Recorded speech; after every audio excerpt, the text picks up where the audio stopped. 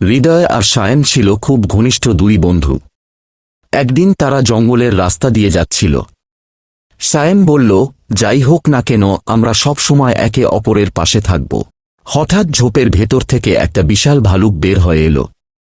দুজনই ভয়ে কাঁপতে লাগল। সায়েম নিজের প্রাণ বাঁচাতে দ্রুত গাছে উঠে গেল। হৃদয়কে একা ফেলে দিল। হৃদয় বুঝতে পারল সে বাঁচতে পারবে না, তাই মৃতের মতো মাটিতে শুয়ে রইল। ভালুকটা হৃদয়ের মুখের কাছে এসে ঘ্রাণ নিতে লাগল। হৃদয় ভয়ে নিঃশ্বাস বন্ধ করে রাখল। কিছুক্ষণ পর ভালুকটা ধীরে ধীরে জঙ্গলের ভেতরে চলে গেল। সায়েম নিচে নেমে হেসে বলল, ভালুক তোমার কানে কি বলেছিল? হৃদয় শান্তভাবে বলল, যে বন্ধু বিপদে পাশে থাকে না সে কখনো সত্যিকারের বন্ধু নয়। ভালো সময়ে সবাই পাশে থাকে, আসল বন্ধু চিনতে হয় খারাপ সময়ে।